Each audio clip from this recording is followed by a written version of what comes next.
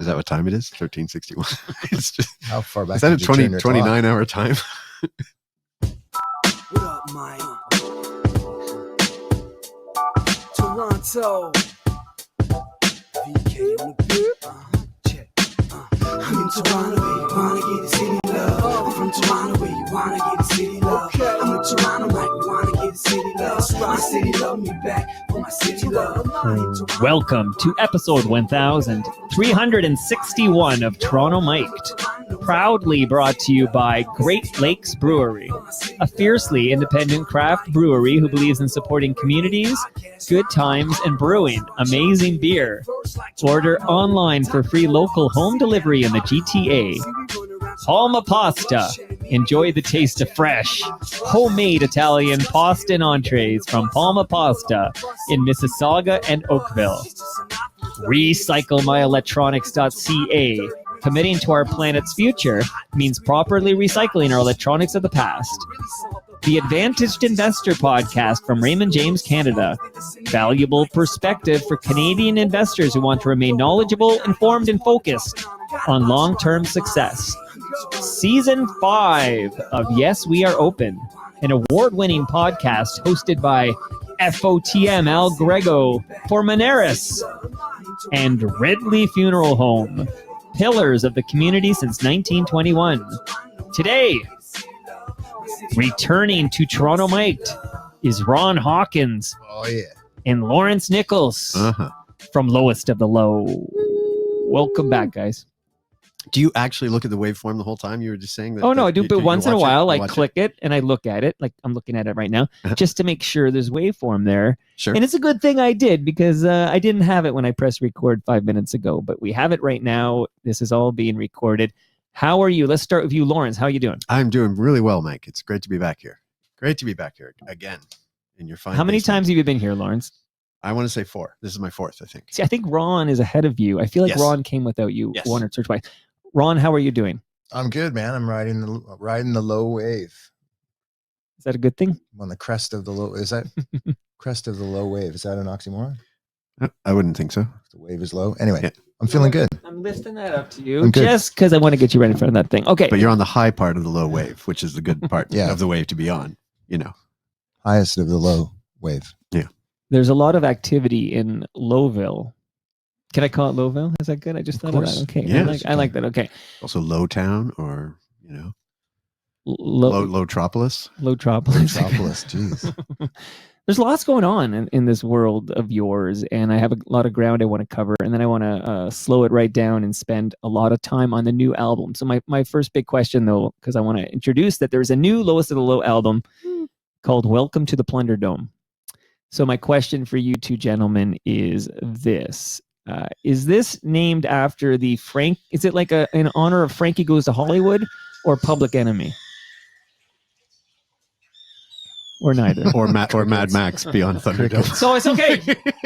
You know what? I just assumed because Frankie Goes to Hollywood has Welcome to the Pleasure Dome, Yes. Mhm.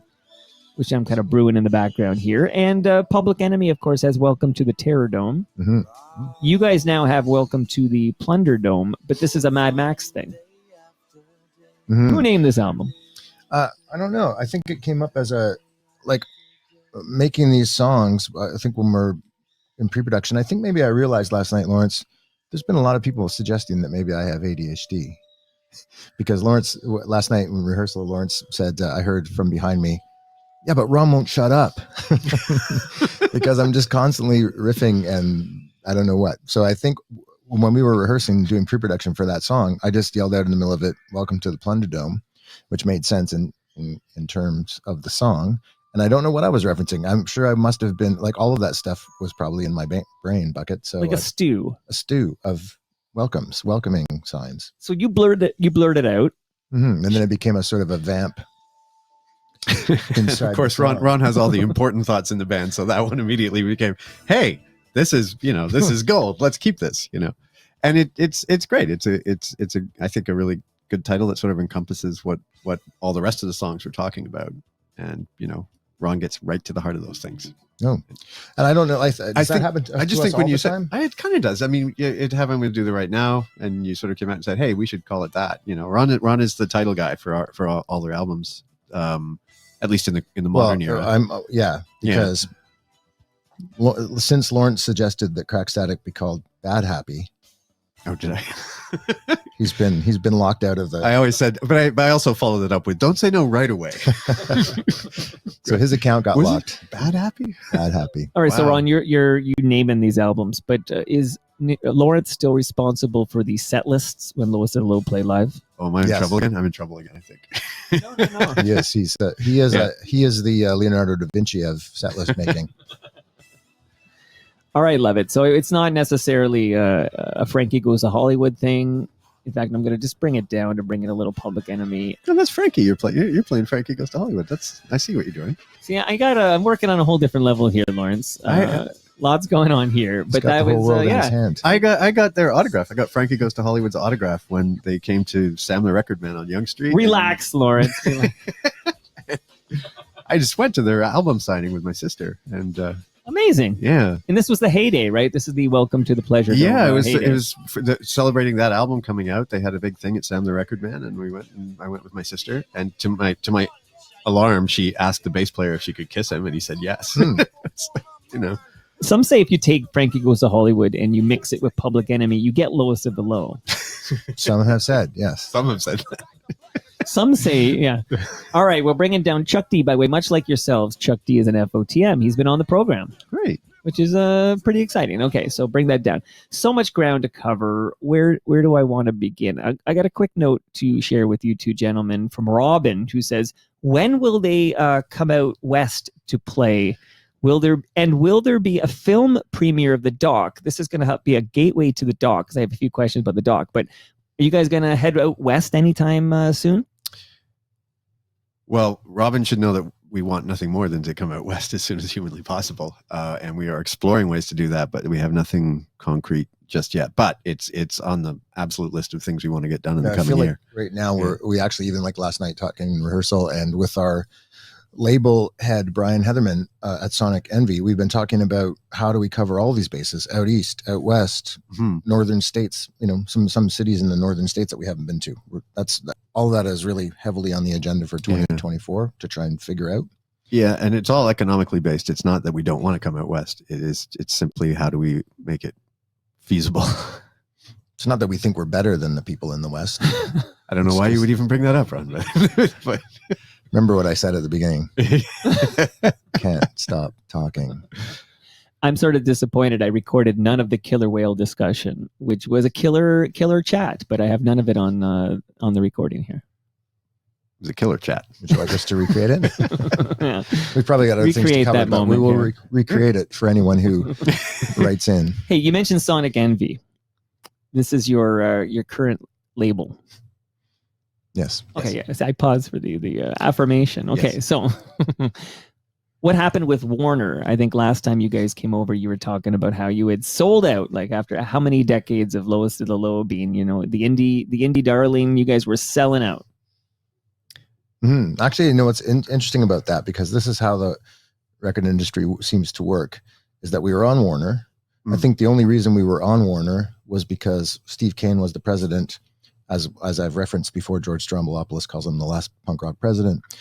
I think he at some point thought, he came to us and said, you got to make this box set. There should be a Lowest to Low box set. To which we all said, are we dead, Steve? It seems like such a sophisticated thing to do. So we were all shocked by the idea of that, and then got really into it. And then I think maybe he thought, clearly Steve didn't sit down and go, I need a yacht. I better sign Lowest to the Low to Warner Music. I think what he did was, they're a cool band. They're a legacy band. They have a certain value system that would be cool to have on Warner, and it was a good fit with him. And so there we were. And then Steve retired and was replaced by a younger person, a younger woman, a young person who was a woman. And, we kind of all thought, I think we all thought quietly to ourselves, probably the middle-aged white rock and roll band is on the list at least, right? Well, it's always dangerous when your champion moves on. Like Steve was the lowest low champion. So I got a call from Chris, who was our liaison guy to Warner, and he was very, very sheepish to even talk about this. So we talked for a little bit. We small talked, and then I was kind of letting him hang out to dry because I knew he had this news to deliver.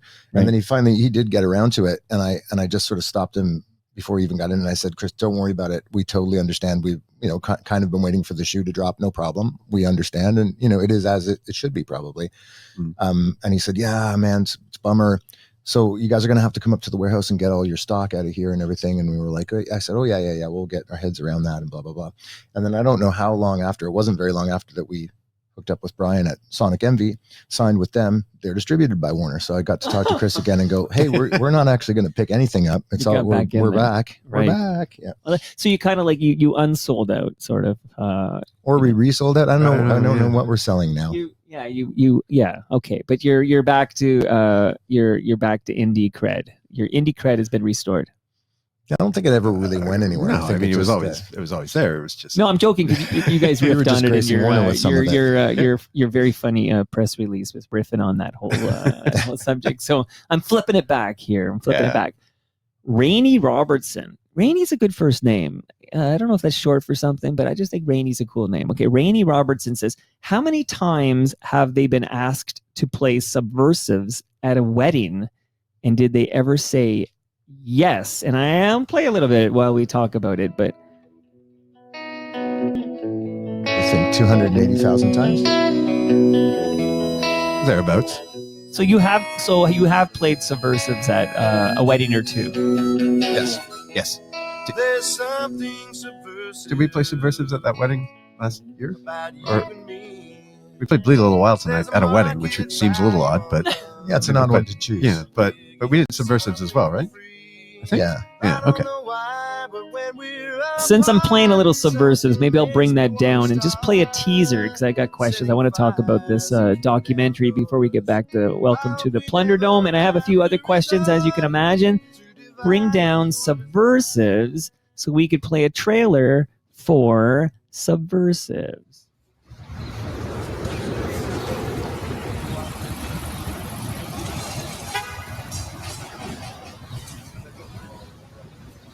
Hi, I'm Ron from Lowest to the Low. Hi, my name is Steve, and I play with Lowest to the Low. My name is David Alexander. I'm with Lowest to the Low. I'm John Arnott from the Lowest to the Low.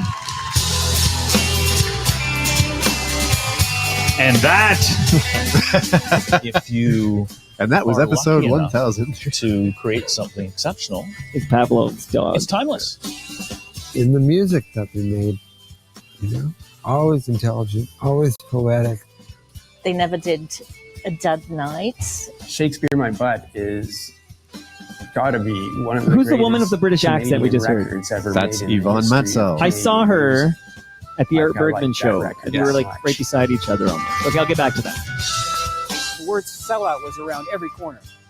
I don't think they were ambitious in that way. They didn't want to be rock stars. The Low were very strong in terms of what they tried to do. They had this really great work ethic. The Low is a yardstick for a lot of people's coming of age. They went 4 singles deep on an indie record. Like, that's fucking unheard of. Every musician gets fucked over by their label or their agent or their this or that. They're trying to create good relationships with people they can trust.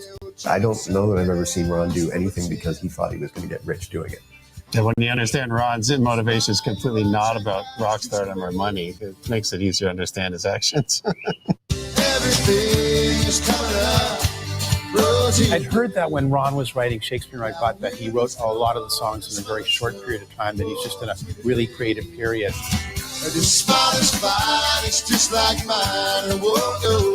I can feel myself in those days walking around the city with a notebook on me all the time. He writes love letters to Toronto. They left so much money on the table, and that I can tell you for a fact. It was the best time of my life, to be honest. It really was. One of the greatest bands to ever grace the land. You can't write unforgettable songs if you don't have passion. Lowest to the Low have unforgettable songs. They're not going to be forgotten. They're going to be rediscovered again and again and again. At least I hope they will. rosy and gray. Yeah, the wind is cold, but the smell of snow warms me today. And your smile is fine, it's just like mine, and it won't go away. 'Cause everything is rosy. That's a great song, Rosie and Gray. Okay, gentlemen, who did Simon Head just call you out of the blue one day and say, I'd like to make a doc about you? Like, how did this come to be? Well, he didn't call us because he works with us. He's our sound guy. So he probably just turned to us in the van and said, this movie's already half done. You understand, right? So, yeah. I don't remember. It was a while ago, wasn't it? Because he was working on it for a while. It was probably an email. Okay, so, Simon's been on this program, but I completely forgot that detail that he worked with you. Okay, so no call required. Still does. Okay. Yeah, he's a nice guy. I went to an outdoor viewing of not the Subversives doc, but it was the Shakespeare in My Butt thing that Stephen and you, Ron, did, like kind of talking about each song. Lawrence, you were there too, of course. But going song by song, Shakespeare in My Butt. I went to a backyard viewing with Simon Head invited me to, and it was great. It was great. So you guys, I guess my couple of quick questions here. One is, did you have any like editorial control, or did Simon Head have like carte blanche to do what he wanted with this documentary? It was all Simon's. I mean, we wanted it that way too. Like he wanted to, I think Ron, you even told him, he said, I'm saying what I'm saying. You can use it all. Yeah. My thing with him is like, the minute I take the lavalier mic off, my control is finished. Yeah. And it's funny because I don't know how many people have ever been part of a documentary or been the foundational part of the documentary. Maybe is more to the point, is that we all said that at first. We don't want to have anything to do with the direction of your doc. This is your film. We're just, subjects. And then, when we saw the doc, when the doc was finished and we saw edits of it, just like any kind of art, just like happens when I bring songs into the band, 5 different guys had kind of 5 different. Yeah. Suddenly we had ideas of what they might have done if they were making the video. And Simon, we talked to Simon about that, and Simon talked to us about that. But, it was like that thing, like we had sort of made a certain template had been set up, and I'm glad it's Simon's movie, and those choices are Simon's, and they should be, Mm-hmm. And I think he even maybe not threw back in our face, but sort of, strongly suggested, well, what would Lowest of the Low do if somebody came to them with some ideas about how to change their art? We were like, oh, fuck. Yeah, you tell them to fuck right off. I think that was the whole second chapter of the movie. It got its own cassette. I think. All right, yeah. So when you got your first viewing of this completed film, what was your reaction? Like, maybe start with you, Lawrence. Like, what did you think of Simon Head's Subversives documentary about the history of the lowest of the low? It was a strange experience watching that. Because I don't like watching myself or anything like that. So I was just sort of, sitting there going, oh gosh, stop. I like watching it. Don't let that guy talk anymore, and then of course I'm thinking, wait, I think I said something funny once. I haven't seen it yet. Is he going to use the funny thing I said? So I was very distracted the whole time, I bet. Very self-conscious and distracted. So it was hard to really take in. I mean, it was kind of interesting and fun to be reminded of all those old things. It's not really, it's funny. It's interesting watching someone else's version of a story that I was a part of. Yeah, you lived it and had a perspective on. Right. My perspective is very different because it's much more focused on what the band is doing now rather than some, fights that happened 30 years ago. But look, that's what happens when someone brings their personal lens to your story. It's totally valid. It's every bit as valid as mine. But did, Lawrence, before we get Ron's perspective on this, did you have this like any notes for Simon? Like, I went all the things that Ron said that were wrong about dates. I went and told him. I said, "Oh, Ron was wrong about that." That's you're the archivist. Yeah. So there was a large list. Yeah, it was clearly not that year. Ron's wrong. So Ron, do you remember the first time I don't know if you saw like cuts along the way, maybe, but would you remember the first time you saw the mostly completed version of this documentary? Yeah, I think I was getting. I think Simon was sending me some little snippets early on, and then I again kind of wanted to reiterate to him. I said, I hope you're not sending me these pieces as a way to ask my approval. There was one sort of difficult scene or difficult section of the movie, and he sent me that, and I said, I hope that you're not sending me this to get my approval for it, because I don't want it to be a fluff piece. I want it to be your movie, right? And if I said it, then I said it. If I said it, then I feel it's true. So however I look saying it is that's it. So I think early on I just said, don't send me things if you're looking for my approval. Like if you want to send me things so I can see them, that's cool. Or, and then when I saw the movie at the end, it's again, this combination of this feeling of like, it's, to some degree, there's no way it can't feel a little bit like a memorial, like you're at your own memorial, because there's a beginning and an end, and it feels like an encapsulation of your career or your life or whatever. So there's that weirdness that you have to deal with. And then the other thing about the band is, and maybe it's me, but I think we're all like this, is that like I torture my family at home, my daughter often, where I'm like, if she says something, I'll go, I'm kind of a big deal, like I'll play this dude. I have this character I play, which is that I'm the big, famous indie rock star. I've got a, You whip out a copy of Now magazine or whatever. Yeah. And you go, look, I was on the cover in 1993. Wickedly thumbed and, post-it notes everywhere in it. But so we play that character. I play that character, but I think there's a deep humility in the band. And I think we all know, I think we're all very proud of our legacy. And I think we also all keep it in check, like we're trying to do something real with our music. And that's as far as it goes. Like none of us really want to be rock stars or think of ourselves as rock stars. So that's another thing. It's weird to watch yourself be iconized. Iconized. I liked iconicized, actually. I don't know. Iconicized? It feels like that might be correct, but iconified.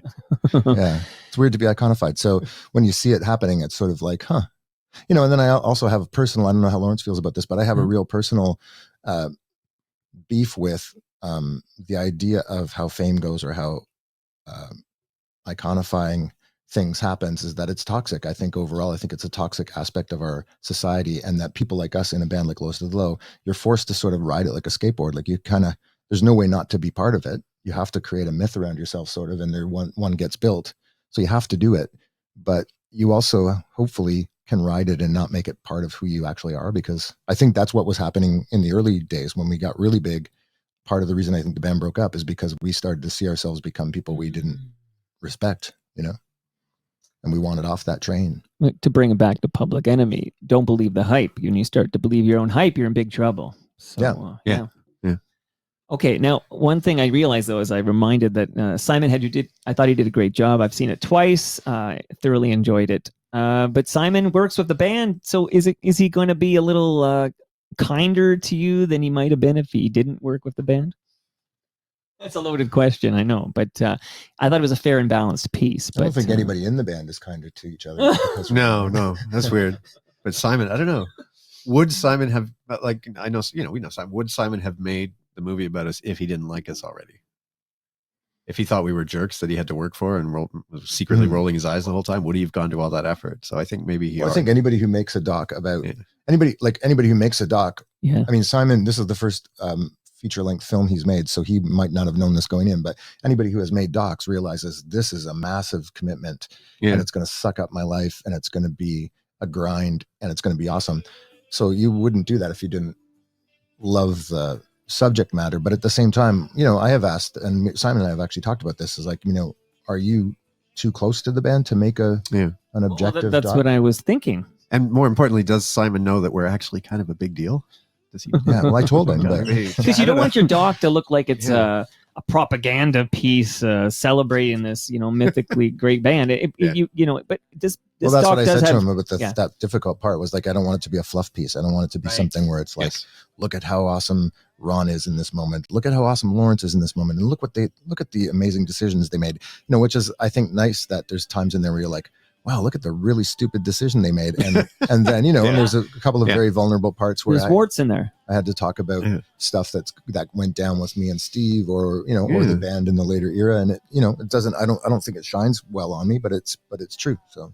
And at the end of it, he's like, maybe they're not such a big deal after all. It's a lesson. I will say there was a moment in the doc near the end where it's like, there's an open question, like, will Stephen Stanley and Ron Hawkins ever play together again? And I was going to scream out in the doc, they did in my basement.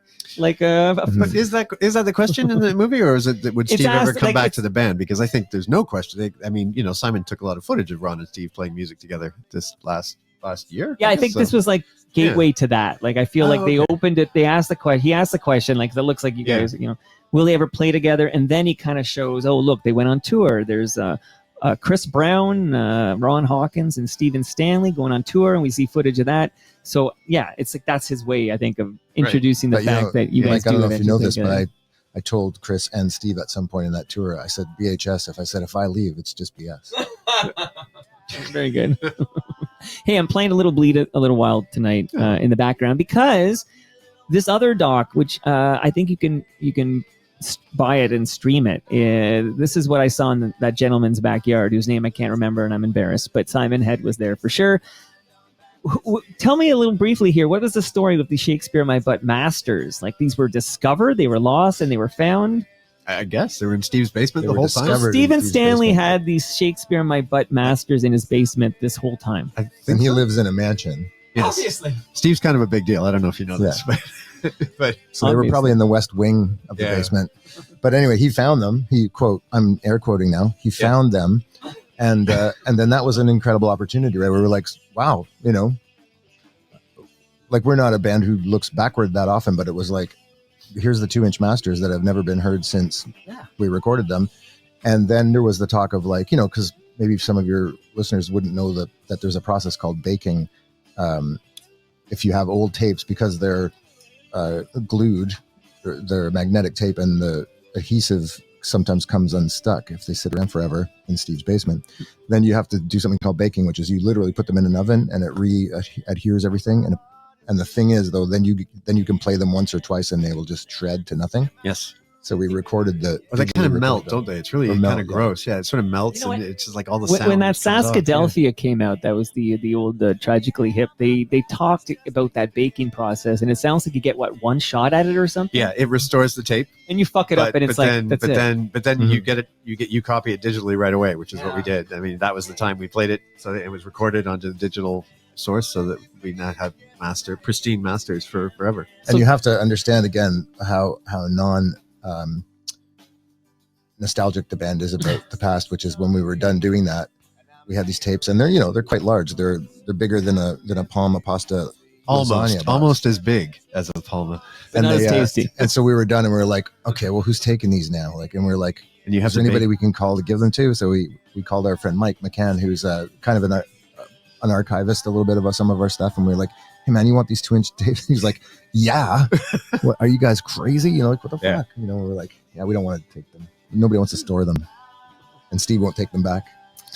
Well, I pulled this song specifically because in that track by track Shakespeare My Butt retrospective, I don't know what it's called, but when you guys were all chatting about it, listening to the masters, you Ron, and Steven's voice, how they danced together on this song. I mean, I've always loved it. I asked you to play it once at a TMLX event, but really banged home when you hear the masters. Like, just listen to this. I'll bleed a little while tonight. I'll bleed a little while. Any idea where somebody could see Subversives? Like, do we know when it will be? Do you have any insight, or do I need to make a call to Simon and find out what's going on there? I feel as though you can buy a copy of it at Simon's store. Website. It's on the Gumroad website. Oh boy, I don't. Well, I should have looked that up. But I bet you if you Google it, you can find it very quickly. Okay, good. I think right now, just as an aside, I think right now on Simon's website, he's running a bit of a fundraiser for our friend John Brooks, who's fallen on some hard times. Yeah, Don Cherry would say having a bit of a tough time, and has had some medical issues and stuff. So I think you can get some sort of deal of. Oh boy, you can get something that Lawrence will fix it in post. Right. Don't worry, it'd be like it never happened. And the Shakespeare song by song, as far as I understand, is probably on YouTube. I think that's also available. No, that one you can buy that to stream it. Yeah, I think the YouTube link is like a top secret thing that you can't share with the great unwashed.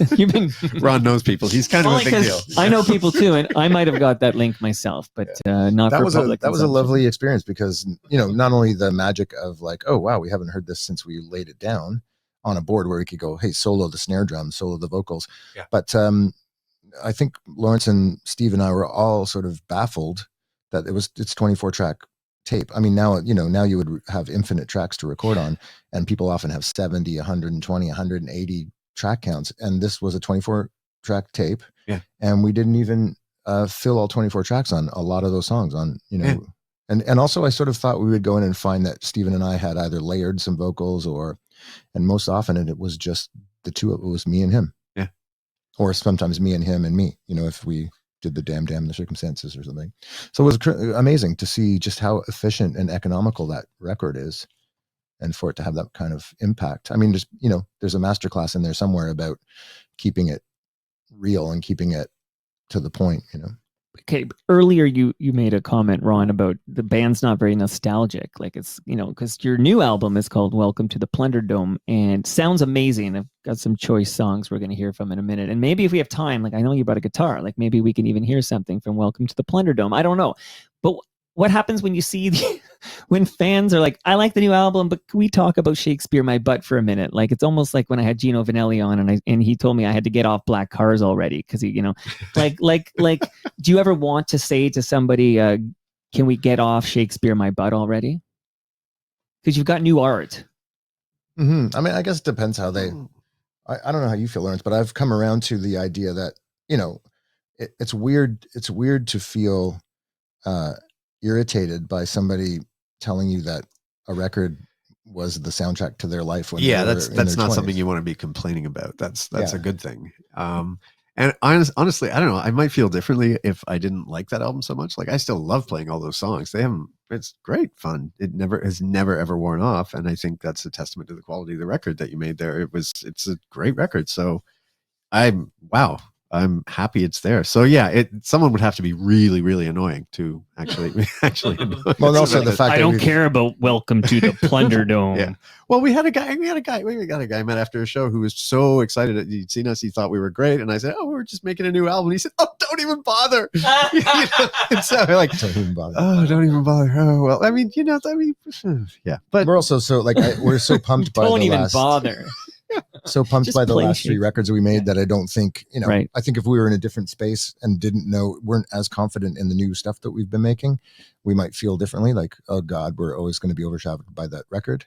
But if we are always going to be overshadowed by that record. Yeah, I got a news flash for you guys. But I'm saying I would debate people. I would sit down and debate why I think both Agitpop and Plunderdome are at least as good as that record, possibly better than that record. Right. And because I feel that. So I'm already immune to too much of that, and of course, love the fact that other record means a lot to everybody because, and also this is what I've been astute enough to detect is that sometimes you can't hear an Agitpop as a 17-year-old without a mortgage and kids. Like you can't, you know what I mean? It's sort of we're like 30 years away from Plunderdome or Agitpop being the soundtrack of someone's life when they grow up. So I mean, that'll happen. It's just it happens over time. Yeah, so you gotta and we'll be dead. So yeah, shout out to Ridley Funeral Home.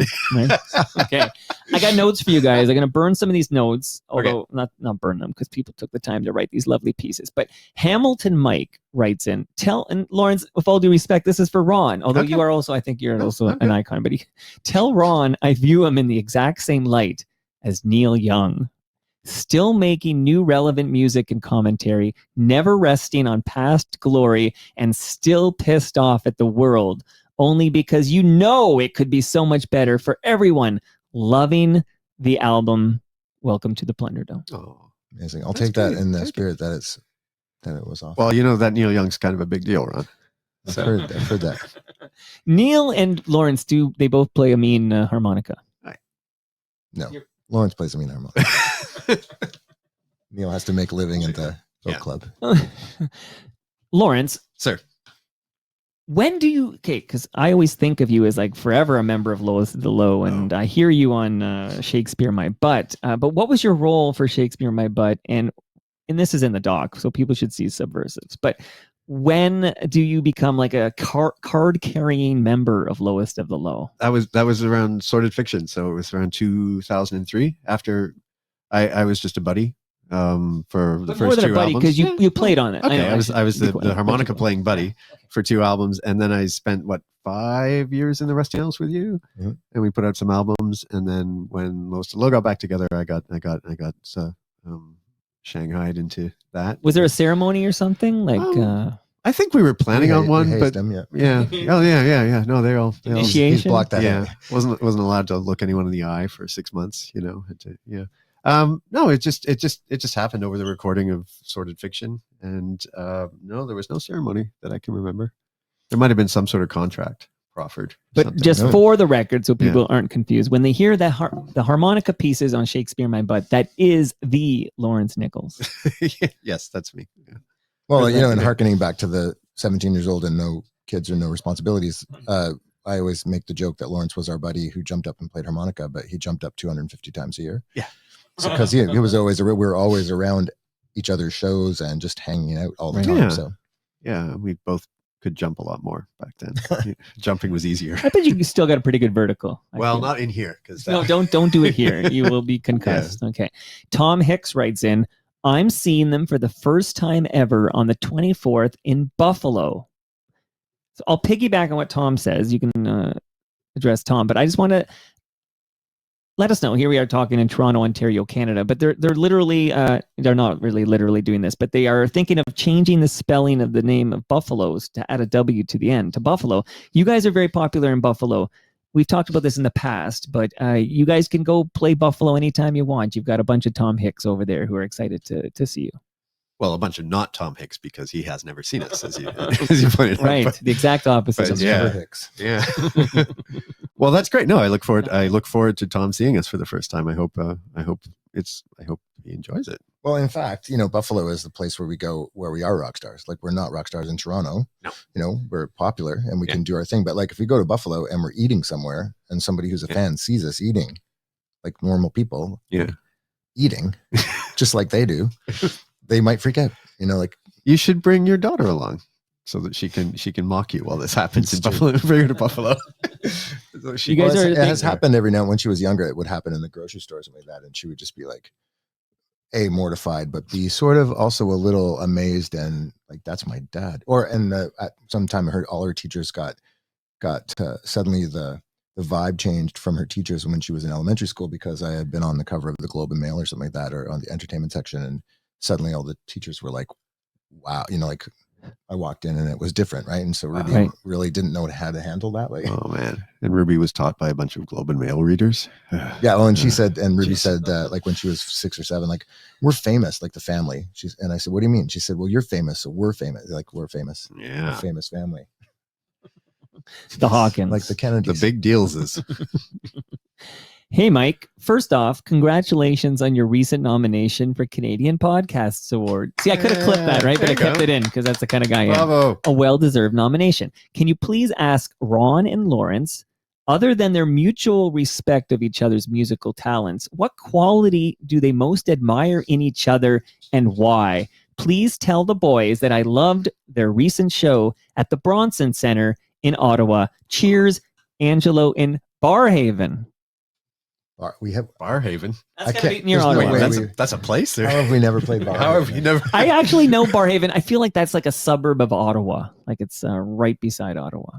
Wow. It's like if you live in Ottawa, like that's the Haven you go to because it's got some bars in it. Sure. 2 R's in Barhaven. But yeah, so this is your mutual admiration moment here. You want to go first? You want me to go first? It's kind of beautiful. I wish it was Valentine's Day. I'm going to go first. Oh, okay. So that way we don't double up. I would say sense of humor, intelligence, and bullshit detector. Those would be the holy trinity of Lawrence Nichols in my mind. Okay. Wow. I'm a big fan of Ron's ADHD. I actually all the same things. We hit it off when we met. I think because we both thought each other was funny. I don't know if we are, but we thought we were funny. In a way, and Ron's got a decent bullshit detector too, and very, very decent moral compass and a way of expressing things and putting things in clarifying complicated issues in a way that's very humane and very insightful and wise. That wasn't always true, but that's definitely true now. Thank you, Lawrence. Yeah. Do you ever get pressure from anyone who loves you, Ron, to maybe get a diagnosis and treatment for your ADHD? I ask for a friend because I have had loved ones suggest that maybe I do such a thing, but I've never been diagnosed as ADHD, but I've never sought diagnosis. I wouldn't want to treat whatever this is. I feel like it's my superpower. Like whatever this is, I like it and it doesn't hurt anybody and makes me able to do what I do. Well, whatever you That's do. a heavy one. But this is about Ron. This is not about we me. also should probably not be making too much light of ADHD. It is a real thing, and I don't think Ron has it, of course. But I mean, this is an that- actual but that- psychiatrist who asked me this question. She said, "Do you think you have?" But I think what you said there, I do consider it to be a superpower, and without that superpower, we're probably not sitting here 4 times or. And there's 5 different, times like you in the basement, mentioned, right? Lawrence. There's Yeah. different degrees. Some people can't function and Yeah. need treatment, and then maybe you have a. No, this is how it went. Like an actual psychiatrist, oh boy, literally a psychiatrist, turned to me while we were talking about someone else and said, "Do you think you have a little bit of ADHD?" And I said, "Well, my family seems to think so." And now I'll add Lawrence to my extended family also thinks I do. And she said, "Well, do you find that you can't focus?" And I said, "Oh no." I said, "I also used to be a goalie, so I said I got nothing but focus." And she said, "Do you find you're too focused?" I'm like, wait a second. So everyone has ADHD? And I said, well, I don't know. I said, that would be, and she said, does it get in the way of your life? And I said, I don't think so. Right. I don't feel like it does. And she said, well, then it's not a problem. So that's you too, Mike. Yep, that's us. We're in the club there. YYZ Gord says, "Hey, Mike, for Lowest of the Low questions, I very much enjoy the documentary, but I saw YYZ at the Rivoli for that screening of Subversives. He was there, and you were both there as well. So thank you, Simon. Okay. I very much enjoyed the documentary, but curious what their reactions were to watching their own story. Was it cathartic or did it open old wounds?" We kind of touched on this, but not in this elegant way that YYZ presents it. Well, I would like to underline this question with something that happened to Simon when I think it was at that show that you might have been at, the screening that you were at. As apparently a person came up to him after the show and she was livid. Well, maybe not livid. She was not thrilled, and she said, I didn't like it. And Simon said, "Oh, I'm sorry." And he said, "Well, what didn't you like about it?" She said, "I was expecting like a feel good nostalgia trip." And she said there was too much truth. We're all like, oh my God, that's the blurb, right? You nailed it. Yeah. That's the blurb that goes on the DVD. Too much truth. We call that real talk around here. Yeah. But I think, when I watch the Steve parts, when I watch Steve talk about the difficult aspects, I love that man. And it's like, we've been through a lot together, and I know, I know what he means and what he's saying when he's saying things. And, and so that's interesting to watch. And then watching Dave, there have been some difficult aspects with Dave as well. And then also I knew this about Dave, but like watching Dave express the fact that he was the referee for a lot of it, right? Trying to keep all the balls in the air, so to speak. And, so that was a fascinating part of it.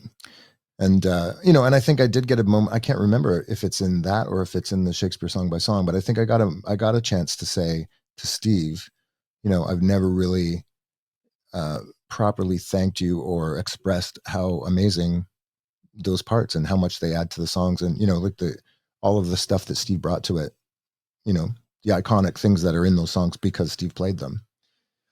So, and I think I defend myself or philosophize about it by saying that, often when you're in it and you're in the van and you're out of the van and you're in the sound check and you're this and you're that, nobody ever really takes a break or a breath to really show gratitude to all the people around them.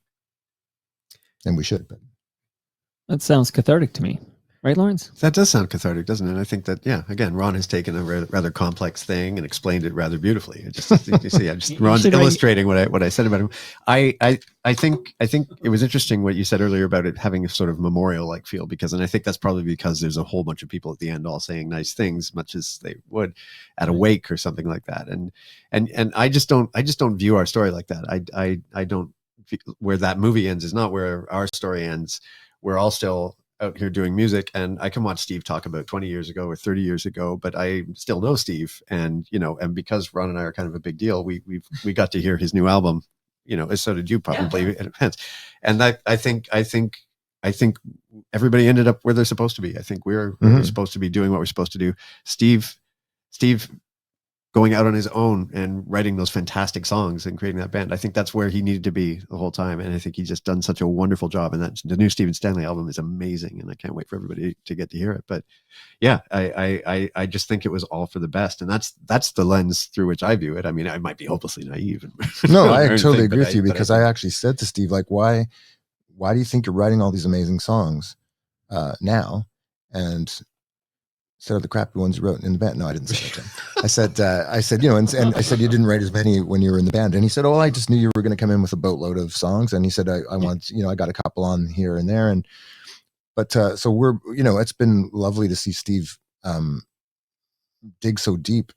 And the cool thing about the new record is that he is really stretching. Like there are some songs on there that are really challenging stretches, as a songwriter. I see them and I'm like, wow, Steve's not shying away from the hard work, and what else was I going to say about that? And, and then to get to step back in with him and Chris and do that. There was somebody watching us rehearse when out on Wolf Island when we were rehearsing. And later she told me that the person that was sitting beside her said, oh, look at those two guys. They know exactly where they are in space at all times. Like even if we weren't looking at each other. And it's just saying like, that's a thing that grows, you grow. It's like another limb or something. It's kind of beautiful. Beautiful. Okay. Did that answer the question at all? Yeah, cathartic. I just put a check mark beside cathartic as opposed to. Oh, you wanted cathartic or not cathartic? Right. Not cathartic. I like this guy's Cathartic. name. Okay, this gentleman's name is Mark Wildman. I don't know if it's Wildman or Wildman or Wildman, but that's a great name, right? Mark Wildman. Okay. Wildman. Ask how they enjoy doing I think this is for you actually, Ron. But should ask how you enjoy doing living room shows. From what I understand, he really enjoys them, but I would be interested to hear his take on it. So Mark tipped me off that you do like shows in people's living room. Maybe. Yeah. Well, I think maybe about, I don't need, Lawrence would know better than I, but when I started doing them, because I can never remember the time, but it might've been 15 years ago, or it might've been 15 minutes ago, but I started doing the odd house show. And I know that the first couple times people asked me, I was like, okay, I'm not sure what this will be like. And then I also knew a lot of other singer-songwriters who were like, wow, what is that like also weirded out and everything. And then I started doing them. And what turned out to be the case was like, well, it's all people that are super fans, like people that would bother having you in their house. Oftentimes it's people who run a series, and then they're so respected for their taste in music that people will come who don't know you, but they respect the person. Right. Because they trust the person's judgment. And those people are cool. You usually get treated really well, you usually get fed, you usually get paid well, and you usually get, they're bending over backwards. What kind of alcohol, what kind of mocktails, what kind of this, what kind of that. And I'm like, what color M&Ms? I made some kind of joke at actually Jackson Triggs once. I'm like, yeah, it's going to be really hard to go back to the Horseshoe with my two shitty domestic beer tickets. And then the promoter said, Jeff Cohen's in the crowd, Ron. Who runs the Horseshoe, which is classic me to do that. And of course, Jeff thought it was funny, but yeah, so like the house shows are generally great. I mean, I've been burnt once by it turning into a dog and pony show where I was sort of like behind the Christmas buffet table and people were getting their sweet and sour chicken balls while I was, yeah. So there was that for the documentary. There was once where I was like, too much truth. Yeah. And in that moment, like this never happens, but in that moment, there was a bit of a reel going through my mind. Like, I'm fucking Ron Hawkins. What am I doing here? Don't they know who I am? Don't they know who I think I am? And then Ruby showed up at the party, went straight for the table. But I would think working for super fans is the way to go. Like these are people who adore your art. Like, so that's sort of everything, as opposed to somebody where you're just booked and you're, I don't know. Well, I guess the other thing people might worry about is sort of a weird stalkerism of that. Like, oh my God, somebody paid, they wanted you in their house, but it's like, that's not been my experience has been, I've met some very cool people. Like one of them I did, and I was taking a break between sets and the guy said, Ron, the Marxists are in the kitchen and the anthropologists are in the blah, blah, blah, sort of like it was just, I'm like, oh, okay. I decide which room did you go to? Just like any other party, the Marxists are in the kitchen. Yeah, you can't mix them.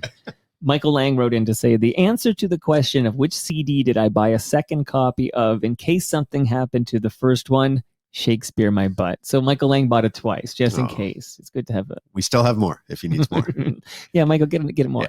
Ian Service wants to know what you guys do with all the royalties from your songs being used at the end of podcasts. So that's Ian's having fun of the fact that every episode of this podcast closes with Rosie and Grace. We get paid in pasta. Yeah, I mean, that's...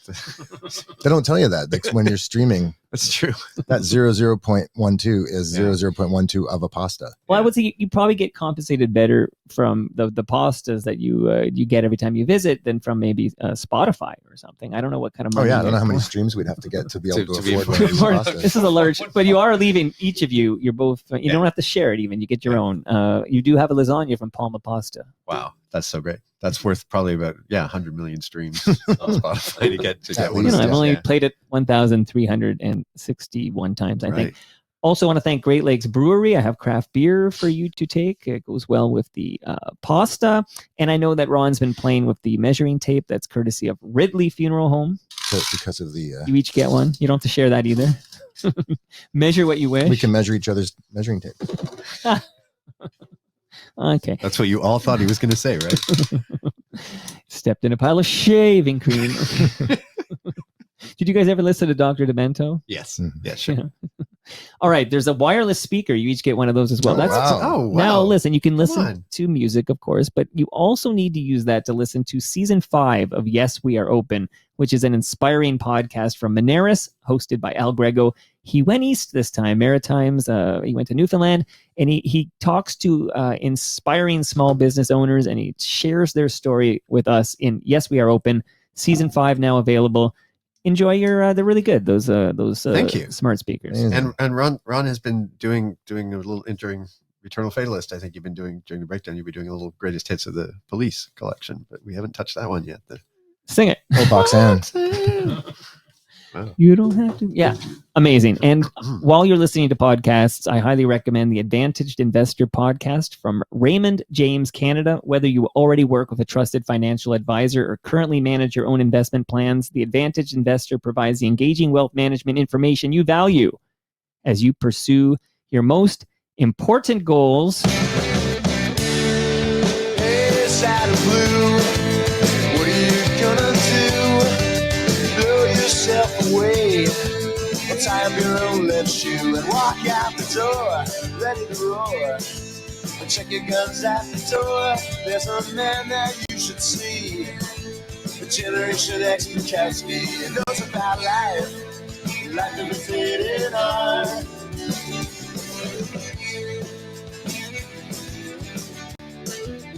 Ron, I saw you at the Art Bergmann concert the other day.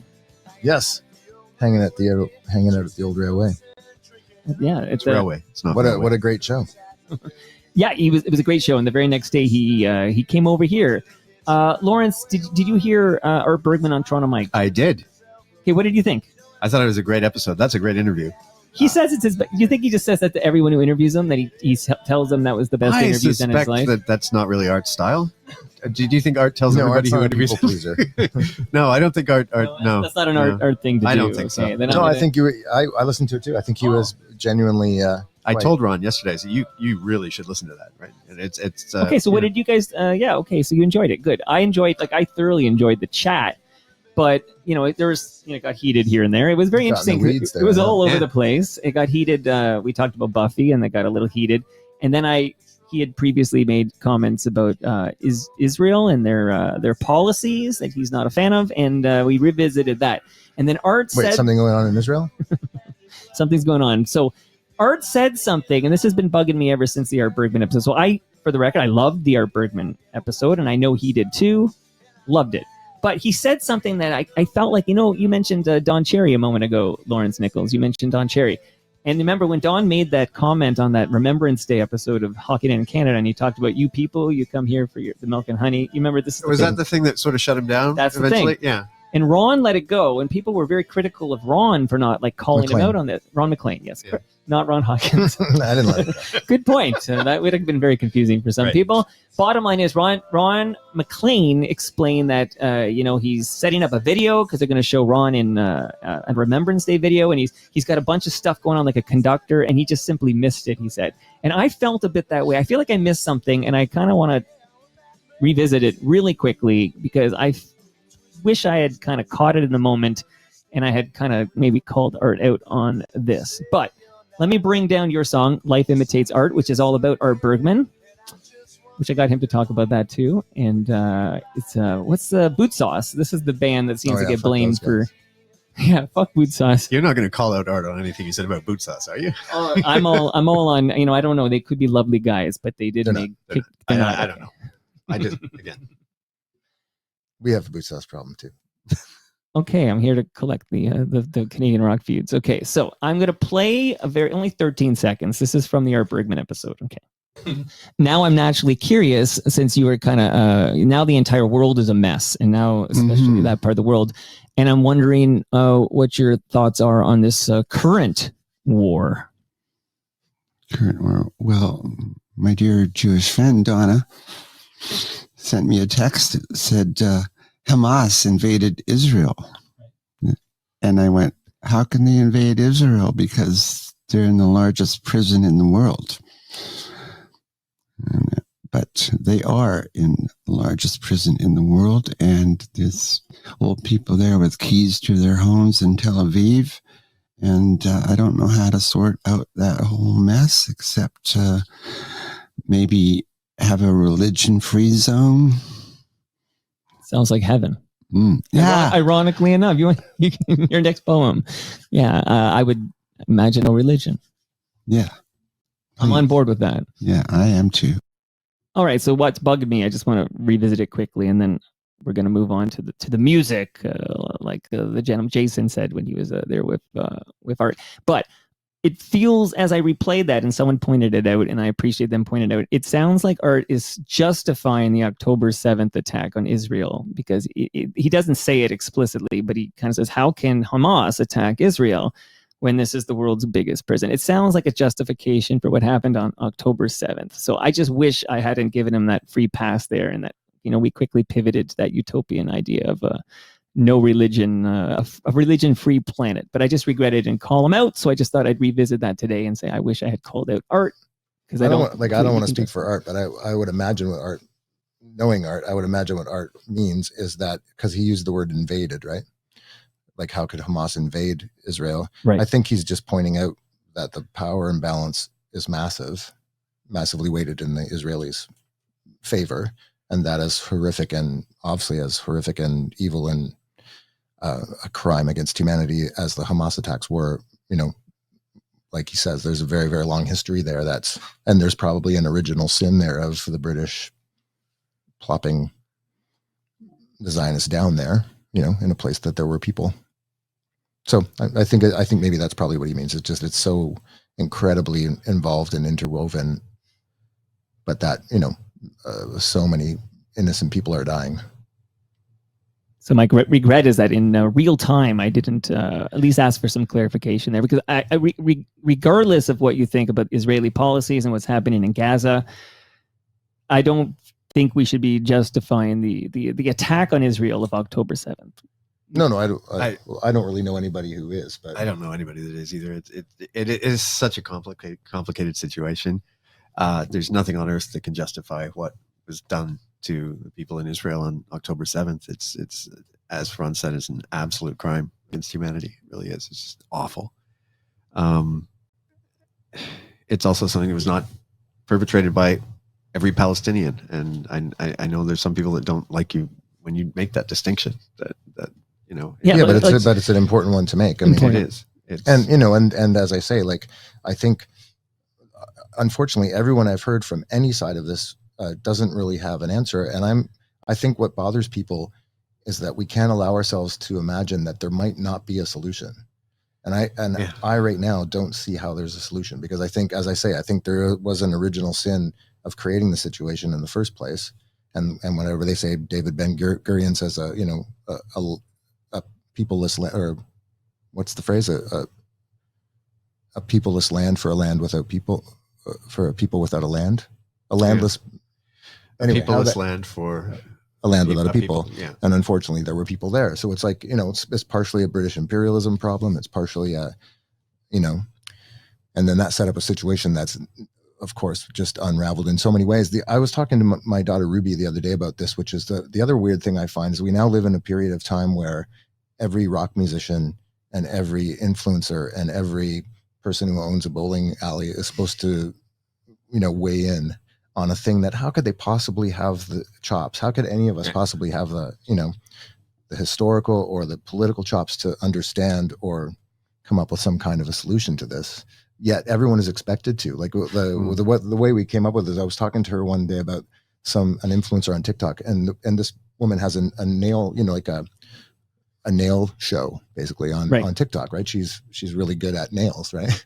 So, and then some other situation in the Middle East happened, and apparently all these people online were saying, I can't help but notice the radio silence on the issue and blah blah blah. And she apparently rightfully said, like, I have a nail platform, and so, but then she was getting so much problems for it that she went on YouTube and she did some research and she tried to find out as much as she could about the situation, and to her credit, and then she actually made a statement, and of course, and then everybody jumped on, you're just having a nail show, what the hell are you talking about, So it's like there's no way to win currently, because we're all expected to have an opinion, and we're all looking to people like Kim Kardashian or whoever like Chachi Arcola right.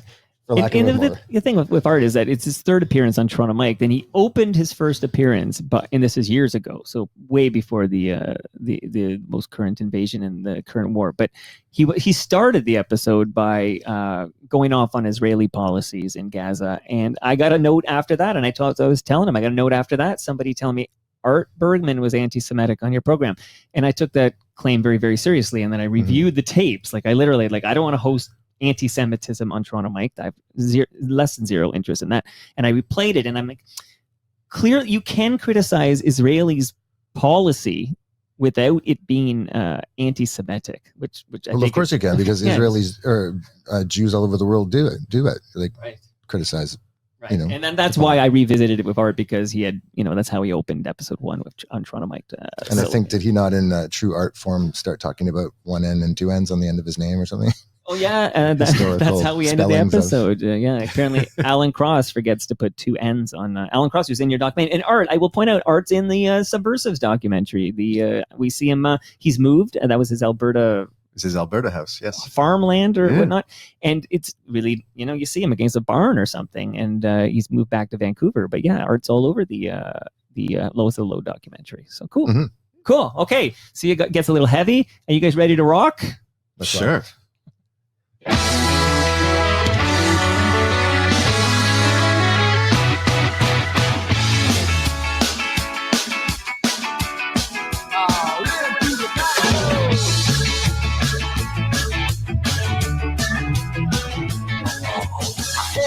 Kid, you got so a diamond in the rough with an ace in the hole. I mean, streak it back to the bone, but you only gotta lose if you go it alone. It's lonely. Don't try to come me. Yeah, it's lonely. Yeah, but if only you can face facts, break that rage. Don't turn the other cheek, you gotta turn that page. The word, the deed, the right on the rope. This town is gonna burn with every kind of hope. If only your dreams could release you. But only your deeds can redeem you. That much is true.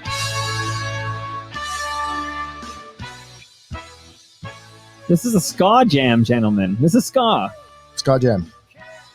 Hey Kid, You Got Soul. This is from the new album, Welcome to the Plunderdome. This is a great frickin' song, and you guys should be very proud. But can I say this? Can I say the F word on this program? It's a great fucking song. But quick question from Cambrio. Cambrio writes in, can you ask them how they got in touch with that YouTube dance instructor for their latest music video, and ask them what's their favorite ska bands?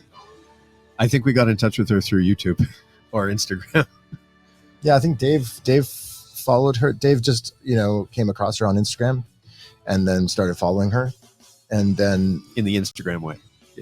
As you do. In the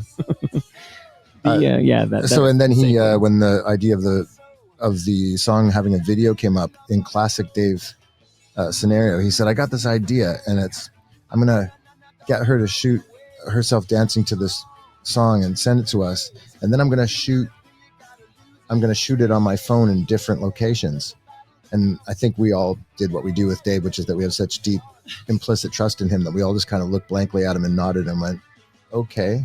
like none of us going like, I can't imagine what that's going to look like or that it will be cool. And then of course it comes back and it's amazing because it's Dave. And he did all those things. And he did all the things he said he would do. Mm-hmm. Well, I mean, I've heard ska influence in Lois at Low jams in the past, quite a bit actually. But where does this? You want to credit any particular ska bands that you're into that maybe inspired this particular song? I think it happened. I mean, it came back to us before the pandemic, right? But I think then the pandemic happened and we were shut down as a band, and I was painting a lot. So when I was painting a lot, I guess it was kind of comfort food that I was listening to just a lot of nonstop Spotify Blue Beat and ska collections and stuff like that. And it was, I just find it comforting. And I guess, you know, like the way my brain works is things go in there and it's a sponge, and then I write in a style that's in there, and a little bit of this and a little bit of that. So yeah, I mean, I was just listening to like tons of bands I'd never heard before. A band called Catbite. I'm not sure where they're from. I think Philadelphia or something, but they're recent and they're very cool. And you know, and then all the classics like the Specials, and you know, it just all the punk bands that I know that were influenced by ska as well. So you know, and Rancid, people like that. Like so yeah, it was just a whole bunch of stuff went in there. And it's funny because some people, when they heard Love and Justice on Agipop, were like, "Oh my God, that's awesome! You're adding ska to the list of ways that you guys express yourself." And I would say, well, you know, it's actually kind of weirdly, it's a about face back to Popular Front, and you know, it predates the Low, but you know, but it's all been in there before. And like there was a time, I think, when Popular Front had maybe a 9-piece band. We had a full Latin percussion outfit and some horns, and you know. And then it was time for a rebranding there with Popular Front. All this, by the way, in that Subversives documentary does a good job of outlining the ongoing history of Lois and the Low. I think the cool thing though too is that the band, the current lineup of the band, has gone through some kind of unspoken magical renaissance where we've just, I guess, just from working and from being good guys and from being possibly more mature in our artistry and in our humanness, it's just, we really trust each other. And so this thing happens where somebody will bring something, and no matter how maybe out of our box it normally is or whatever, everything gets a chance, and it goes through the low grinder, and it comes out the other end not sounding like the original inspiration, but sounding better usually.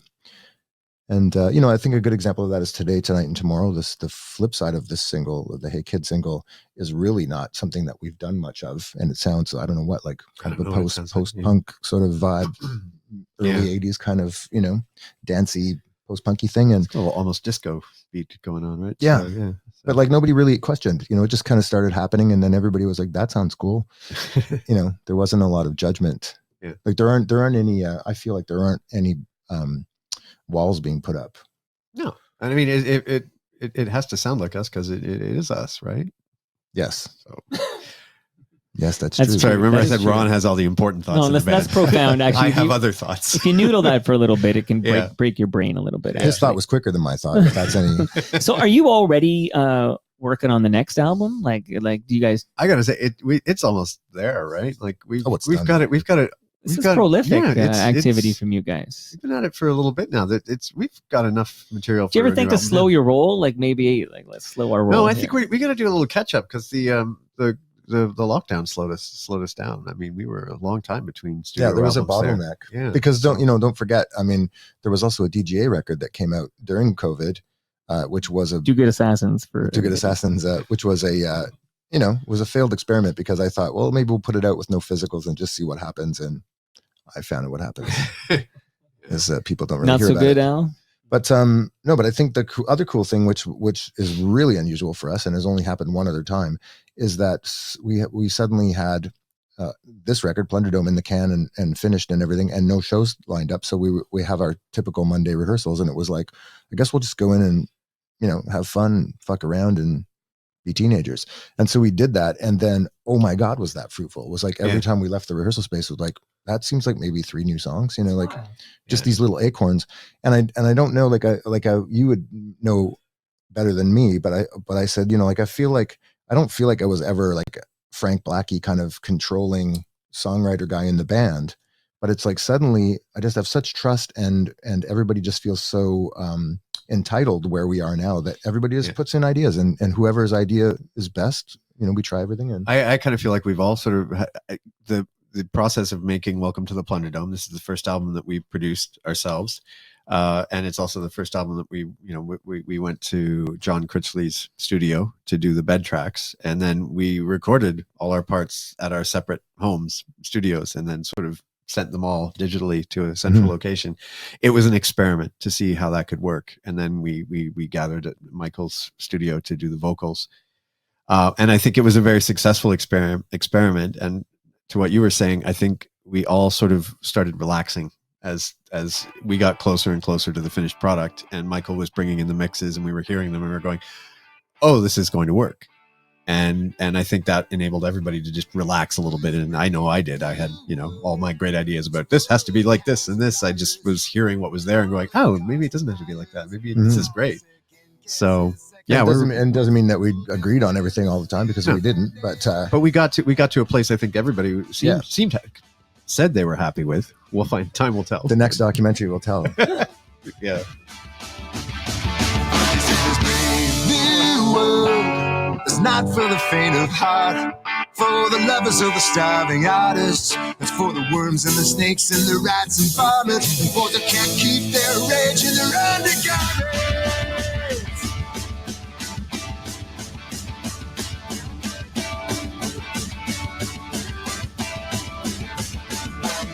I just have to ask if you're an anti-fascist. Then are you to the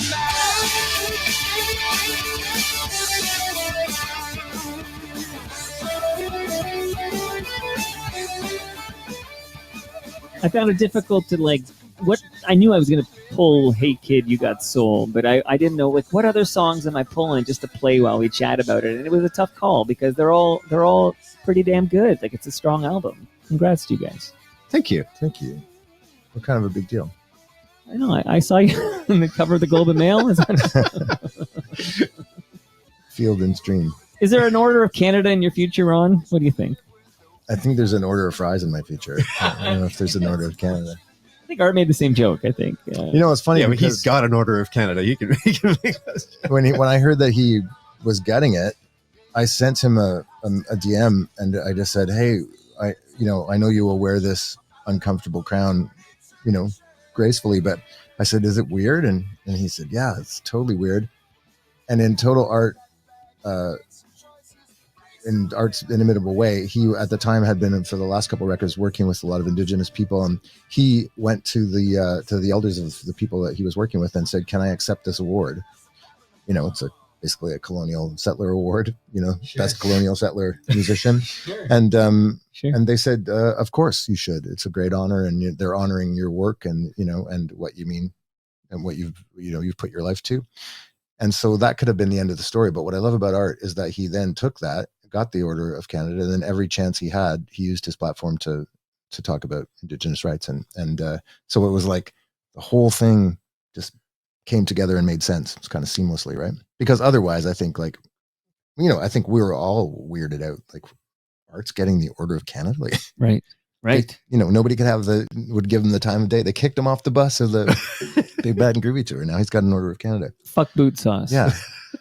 They all Should we revisit it really fast? Okay, so the quick story is in this. I did play "Life Imitates Art" already, but so you heard that, and you can find that. But he's on a tour with other bands, and they kick him off the bus, and he's like, is he hitchhiking at the side of the highway or something? Yeah, like our side of the story is very short, which is that we were going west on tour, they were going east, and at some point I rubbernecked and said, "Hey, that's Art Bergmann." And everybody's like, "Oh, fuck off. What are you talking about, Art Bergmann? He's on the Big Bad and Groovy tour." I said, "No, he's on the side of the highway." And we were, making a deadline and making gas money, so we couldn't even stop, right? And then that sat with me, and I chewed on it for a while, and I was like, how is Art Bergmann standing on the side of the road? And it just made me think, he will have an Order of Canada one day, I thought to myself. And I thought, I'll write this song about how important he is, even though, the world, he's, kind of an unsung hero. I don't know if this is a coincidence or not, but this is a little tidbit about our next album that's coming out. But since you saw Art Bergman play at the Horseshoe Tavern, you were inspired to go and write a song that we worked on in rehearsal last night, which is, I think, partly another Art song, although it might be a little more oblique in its references. It's a little more. It doesn't have his name in the title, but is it called Life Imitates Art? It's Bergman, but with one N, so no one will know. It's Life Imitates Art, Imitating Life. Yeah. No, it's I had this title called The Seven Sorrows, and it was like I just, for whatever reason, liked that phrase, and it was sitting with me for a bit. And then I went to see Art that night, and all the time I was watching, I don't know if you were feeling the same thing. I feel like from the interview that you were feeling the same thing, was to watch him and go, wow, I'm shocked that he's here, because for sure all of our friends thought, Art will be dead in half a year, right? So I felt. That's kind of why I brought this up, because I think you actually mined this territory quite. So just hearing his pain. But I was walking a line. I didn't want to be that asshole. No, of course. But I think I'm glad he's alive. I think it was very real. I'm not complaining about too much truth. I think you got a really, really perfect amount of truth there. I was also as the set progressed and he got comfortable and kind of settled in, I was like, damn, his voice and his guitar playing the band was great, and the voice and the guitar playing was so strong. And this, before the show, he was walking, I think he was going to the washroom or something, and I saw the cane come out. And he walks with a cane now, and he's got his scoliosis. I think I nailed that. But it's a spine issue, and it's difficult for him to walk, so he does the whole concert sitting down. But as it kept going and going, it was like I was like having this moment of like I was so into it. And then I told him I think his penultimate song was Bound for Vegas or whatever, which is kind of this real good rocker or whatever. And then this is the moment, because I had a glance at the set list, which you're not supposed to do, but this is the moment where he's gonna go off stage and have a drink of water or something and wait for us to insist upon a come back for an encore, and then he's going to come back. But because he's got the cane, it's a pain in the ass for him. He's like no, I'm just going to go right into the encore. And then he does that beautiful song for his late wife, the hymn for us or whatever it's called. Bottom line, beautiful. I had just fucking loved like every minute of Art Bergman at Horseshoe Tavern, and I was just like, wow. Yeah, the thing you can't take away from somebody that's motivated the way Art is, and hopefully we are carrying that same torch, is that it will never not be impressive to go see Art Bergman, because he's not trying to sell you shoes, and he's not trying to be a diva and nail the high notes, or like all of that. He wants to be a professional, but what he wants to do is move you somehow. Right. And he can do that because he's singing into your soul. He's not really performing for you. He's, I don't know how to phrase it, but like just his business is different than most of the music business, as is ours. And I think that gives you a longer shelf life, because, if what you're doing is trying to look sexy and move units, that has a short shelf life. I did ask him straight out, like, are you going to do a little tour? Like, it was such a great performance, and he seemed so strong. And he said he was lifted by it, and you could feel it. Like, as it progressed, you could feel it. Like, you could feel he was really into it and coming alive there. And it was really nice to see, actually. And I'm like, do more shows. And he talked about basically he needs someone to, pay for the shows. Like, you can't just go and do shows. And then I'm brought back to this reality of this world we live in, where it's like, oh yeah, like it's expensive for Art to just suddenly start touring. He needs money's got to come from somewhere to finance this. And then I think I threatened to ask you guys, there should be an Art Bergman Lowest to the Low collaboration of some sort in concert. Well, it should be, but I mean, whether or not he said he's been bugging me, which he has been. He said, Ron, do you guys still have an audience? Do you want to do a show with me? Yeah. But yeah, the realities of it all kind of comes crashing back there, unfortunately. All I see was an escalation on a bad day.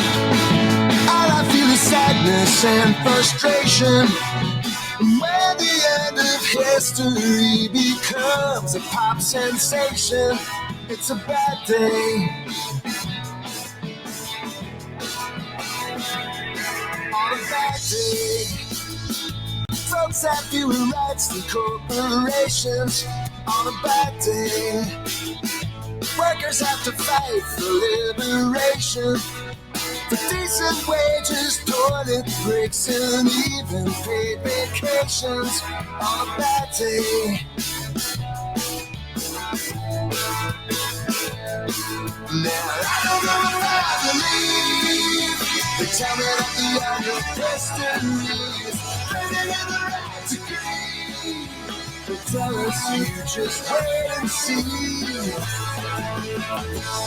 'Cause every other day, Billy invokes a new injunction. Even Mother's Day. Amazing. All right, gentlemen. So I know that Ron's got a guitar here, so I don't want to like be presumptuous, but I didn't say, Ron, you got to sing for your supper. But like, would you play something? And let's start with that. Would you play something here live? Of course, we would play something live. I think we would. I would have probably suggested we play that one, just- but Oh yeah. Maybe I should have asked you. There's many more verses to it, so we could still play it. You want me to fade it down right away so Start in the you can play on a bad day? Yeah, I didn't know what I didn't. I just pulled random songs, but okay. Now I want to ask you: can we do a little detour and then close with the live?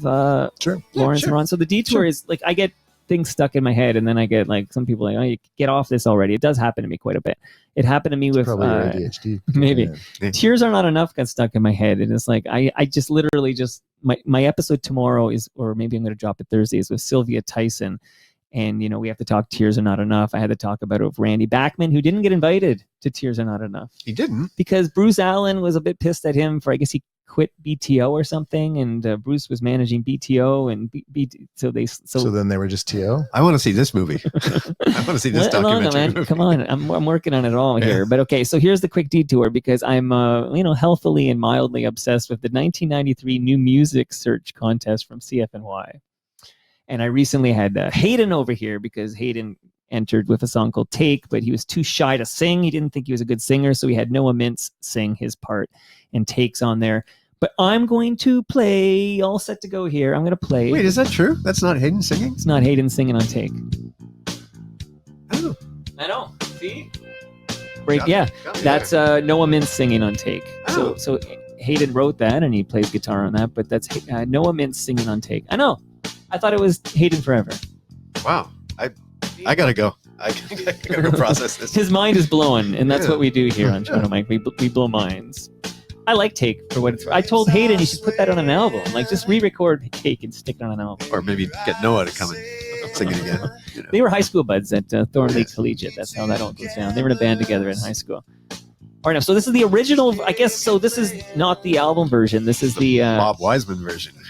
But have you heard Bob Wiseman on Toronto Mike? Actually, no, I haven't. Okay, You got Bob he Wiseman? dropped by for an hour. Uh-huh. And yeah, we talked about him producing this. Bob Wiseman's very interesting on Toronto Mike because, didn't seem like, I don't know. He was, I enjoyed the chat, but he, I don't know if he loved being here. Like, I mean, you know what I mean? Like, you got to listen to Bob Wiseman on Toronto Mike. Okay. That's your homework here. Gamble. So Bob Wiseman produces this. This gets entered. So let me hear from you guys for a minute here. You end up can you ask me like how did it work back then? Did somebody at CFNY suggest you enter? Did you enter? Like give me the nuts and bolts, and then we'll talk about. I don't think Ron's going to remember any of this. Do you remember anything about the 1993 here's New the Music thing. Search on CFNY? This track, this will tell you the state of the band, or the state of me and the band at the time. Is the band kept telling me that we recorded some tracks with Bobby Wiseman, and I was like, no.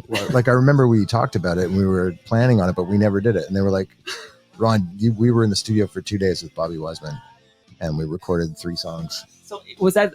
Were you on drugs? Like was this Yes. a sub? Okay. Maybe not at the time. I mean, certainly not when I was recording, I'm sure, but probably on either side. So, yeah, and that's kind of shocking to me. Like, wow, that's not good when you have an entire experience like that. No, that's not good. But so I don't remember doing it, but there it is. There's the documentary evidence. I have the evidence. And then I don't know what happened. I don't know how it gets picked for those.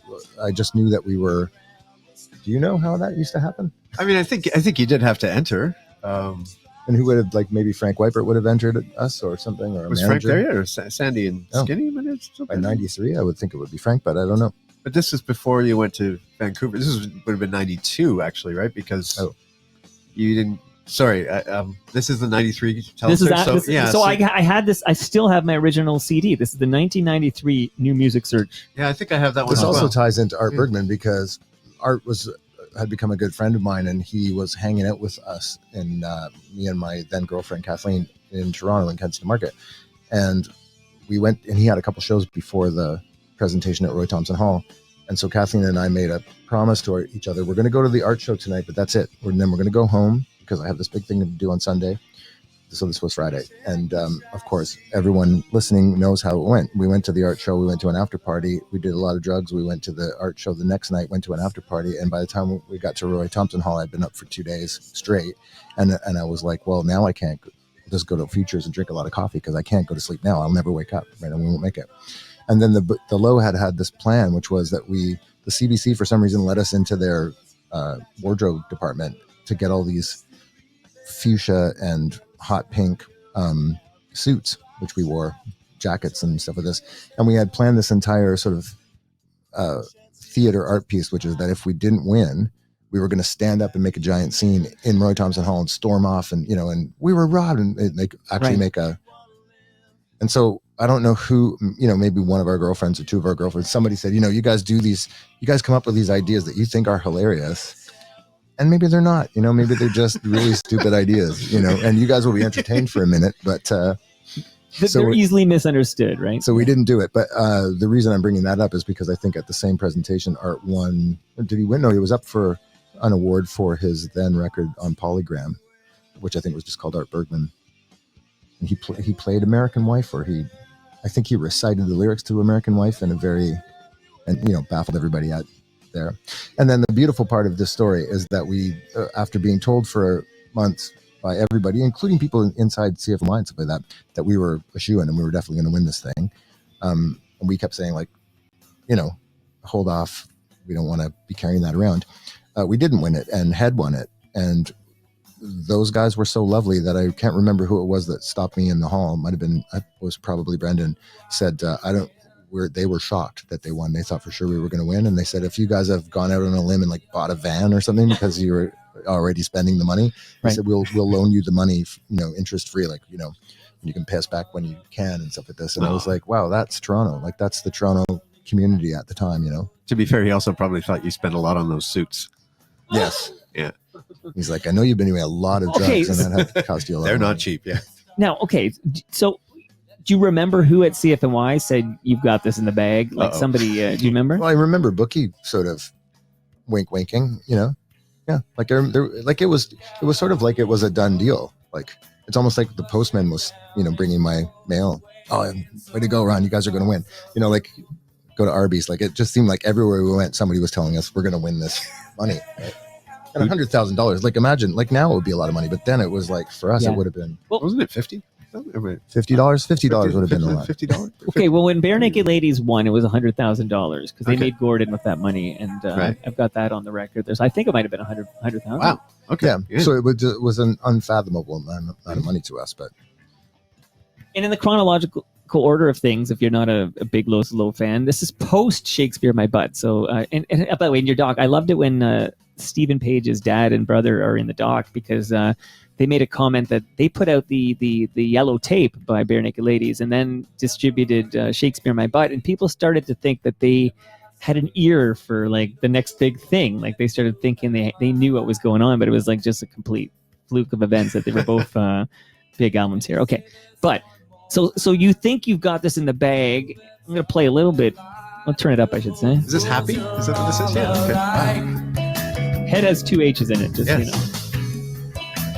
We know love is best.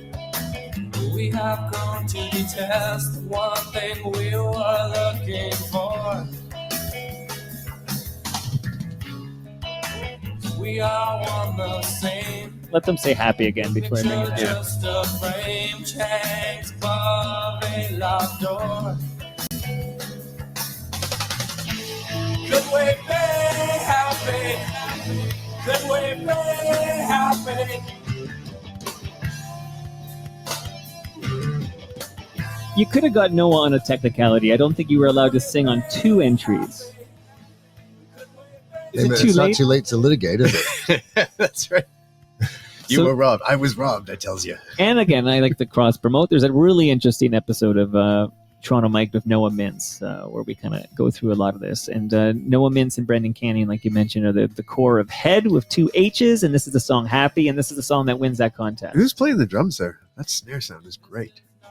I really do. I don't even know who's I'll find out for Head's you. drummer. Hayden. Yeah, it's Hayden. He's just playing the snare. Yeah. You know, the fun small world story is that all summer my son, my third born, played soccer at High Park on Hayden's son's team. So once a week I would, hang out with Hayden, and we became buds. So there you go. Shout out to the High Park FC. All right, now, do you need a moment there to grab a guitar? Don't hit your head. And Lawrence, you're the audio guy. Like, do I need to bring another mic into play? Or are we okay? No, I think we'll be good.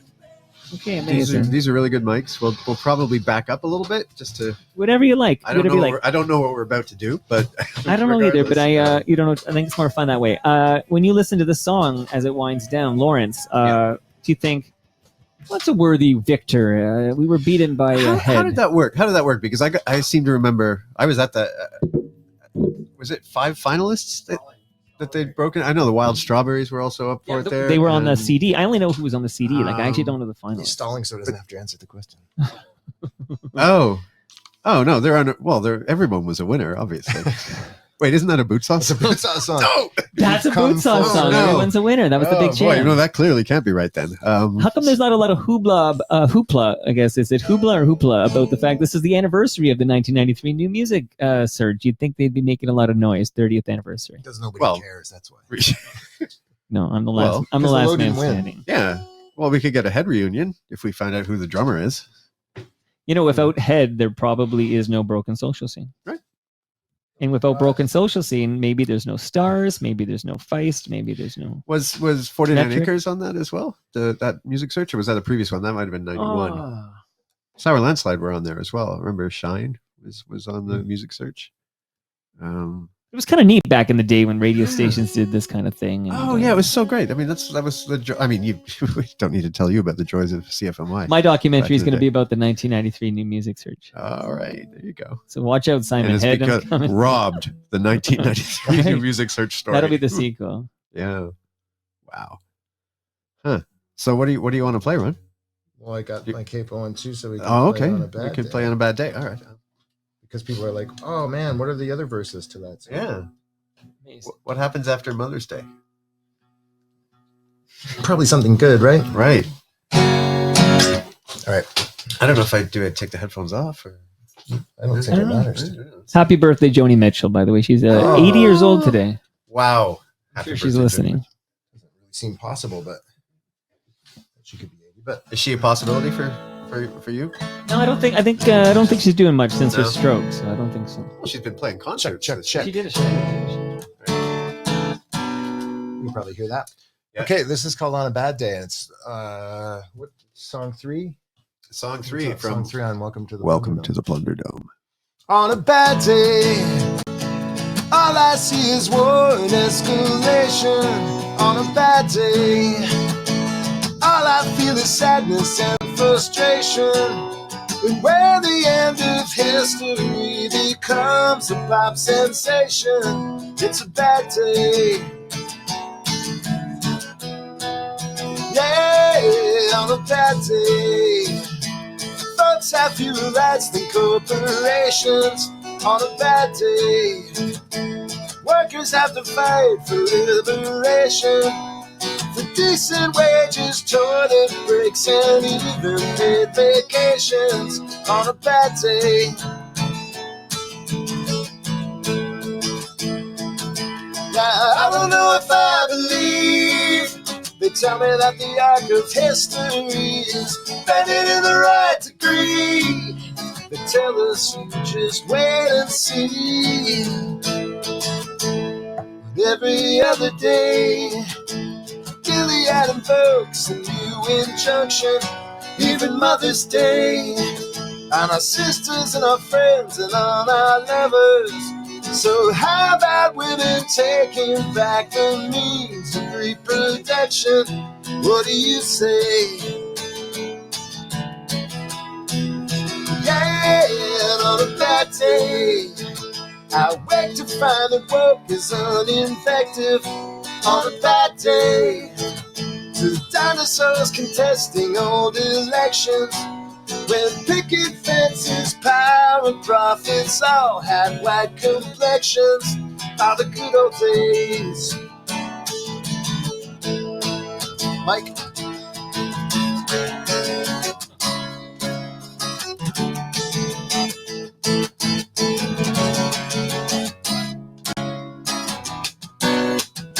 Yeah, on a bad day, yeah, we go low and they go even lower. On a bad day, justice is a shower, not a grower. When Lady Liberty's a great old gal, but you don't know her. On a bad day,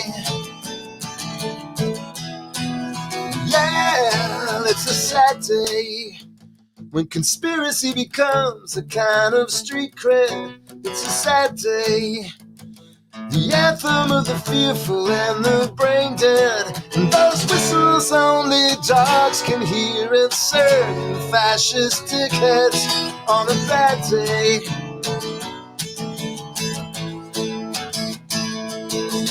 Now I don't know if I believe. They tell me that the arc of history is bending in the right degree, but we're not gonna wait and see. 'Cause any given day, you're the only thing that I have faith in. On a good day, we wake up with a sweet anticipation, and we're about to burn this old house down and build a new foundation. Yeah, maybe someday, maybe someday, maybe someday, maybe someday, oh, maybe one day.